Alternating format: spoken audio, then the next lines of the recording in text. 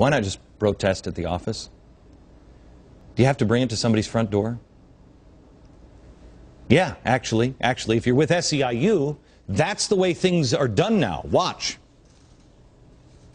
We took names. We watched how they voted. We know where they live. Intimidation. They can't get you one way, they'll get you another.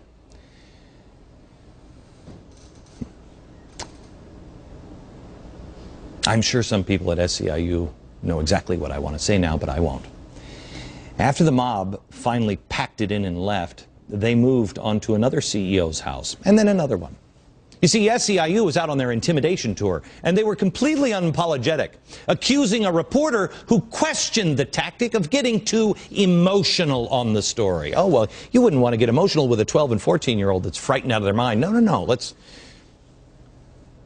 a good thing that there weren't very many reporters there to ask. In fact, I only found two. One was for the Huffington Post and wrote a glorious review of this. And the other one, who was brave enough to say something, was it a Forbes reporter or a Fortune reporter?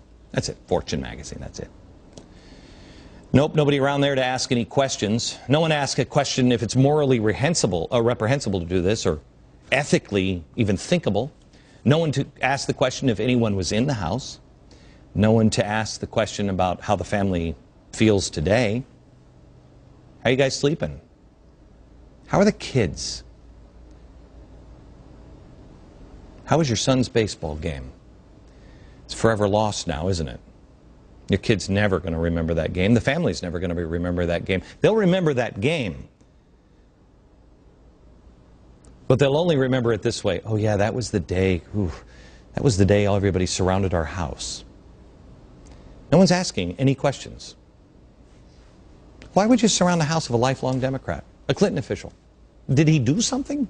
Or is it just that he works for the bank? No reporter is out questioning SEIU, owing a ton of money to Bank of America. Is this an intimidation tactic to try to get them to forgive your loans because you're collapsing on the inside? You need everybody to bail you out? Is that possible? Is this the same tactic that SEIU and Acorn used on the banks that forced them to make the risky loans that got us into this situation? Is it have anything to do with unionizing the tellers at the bank, which you're all trying to do? Oh, there's a million questions, but no reporters. No reporters. Nope, they're working on a movie script. Wag the dog. They're not working on news or news stories anymore. See, to get a news story, you have to ask real questions. You have to actually care. You have to care about the truth. You have to be brave enough to say it. You have to just show up. That's a good start. I wonder what we're turning into. Last night I went to a show here in New York, and it was, I didn't realize this, I showed up in a t-shirt and a pair of jeans with my family, and it was a big gala opening. My wife wasn't real happy with me, not knowing those details. It was an opening of a Cirque du Soleil show, and we were sitting amongst all these celebrities, which I also, if I would have known, I wouldn't have gone, because it's never good with me. But James Gandolfini was sitting right behind me. Right behind me. I'm a fan of James Gandolfini. I like him. I had my 4-year-old daughter and my 5-year-old. My 5-year-old was sitting on my lap. And afterwards, after an intermission, I stood up with my son. He said, "Dad, I got to go potty." And so I stood up and I was holding him in my arms. And I turned around and I see Jim and I said, "Hey, Jim, we have a mutual friend." And I told him and shook his hand, and he said, "What is Satan doing here?" I had my 5-year-old in my arms. I didn't shoot back, why are you glorifying killing mobsters, whoredom? None of that. It didn't even cross my mind, quite honestly. That actually came from a friend of mine today. Look, you want to protest banks? You want to say some things, to me? Whatever. That's fine. My kids have literally walked down the street, my older kids, and cried by the time they got 4 blocks here to this office. Leave my kids out of it. Leave people's families out of it. You want to protest the bank? Protest the bank. I don't care. You have a right to protest the bank. Go to the bank. The last time this really happened in America and it was effective, and don't think I don't don't know it, basically Sam Adams and the Sons of Liberty.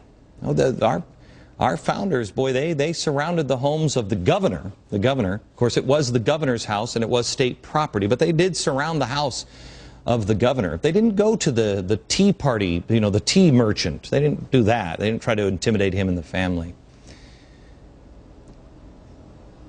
But let's just understand one important parallel here, and that's this. Those people that did that, Sam Adams, who were they? They were revolutionaries. They were revolutionaries. These people want to try to paint themselves as civil rights movement. You know, they're just a civil rights guy. No, we're not revolutionaries. What? No, we're civil rights marchers. Who were the civil rights marchers? They were people with profound belief in God. They were trying to set things right. They weren't crying for social justice. They were crying out for equal justice. But these people, these mobs, they're trying to recreate the civil rights thing all over again. Healthcare, banking reform, housing, the presidency, everything. Watch this. When this body was on the verge of guaranteeing equal civil rights to everyone, regardless of the color of their skin, some senators resorted to the same filibuster threats that we hear today. I believe health care is a civil right. The parallels between the struggle for civil rights and the fight to make quality, affordable health care accessible to all Americans are significant. This is a Civil Rights Act for the 21st century. This is a Civil Rights Act. Now, that was health care, but they're doing it now. It's all civil rights down in Arizona. All of it. Why? Why? Not because it is, not because they believe it, but because it worked. It worked. But the reason why it worked is it did start at the grassroots level. It was real. These people believed in it. They weren't just trying to grab power, they believed in it. It was true. This is not. These are half-truths or out-and-out lies. But watch. I want you to watch the way they're imaging everything that is happening now as a civil rights movement. I want to show you two pictures. Come on over with me. Show you two pictures. And I don't know if I haven't heard anybody else say this. Put the Nancy Pelosi picture up here. Okay, remember this? Okay, this is when they walk through the Tea Party crowd. Remember? And they're linked arm in arm. John Lewis. Powerful civil rights marcher. Okay? But look at them. Arrogant. Laughing. Oh, we're having a great time. Mocking the Tea Party people. That's what it was. Now, let me show you what they were recreating. Look at that scene. They were recreating this. Can you put them side by side, please? That's what they're trying to recreate. The power of an image. But let me turn the tables. Look at this face. Now look at this man. Look at him. Totally different. This woman is mocking. They're laughing it up. Look at this man. Look at this man. Look at this man. Look at this man. This one. This one. They're frightened. Look at his face. You don't think he knew he was going to die? You don't think he knew what was at stake? These people had courage. This is a civil rights mockery. It is a mockery of these people. This is why it succeeded. Look in his eyes. This is why this will fail.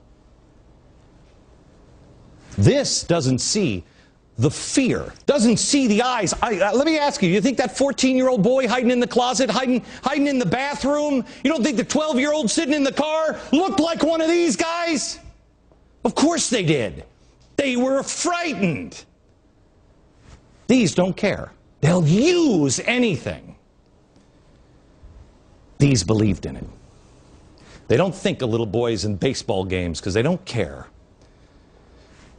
That's all that these people saw. By the way, the neighbor who was brave enough to tell all of the details, Nina Easton. She's from Fortune magazine. The one reporter. Nina tells us she's now under attack from SEIU. Guess where else she's being attacked? Oh, the Huffington Post.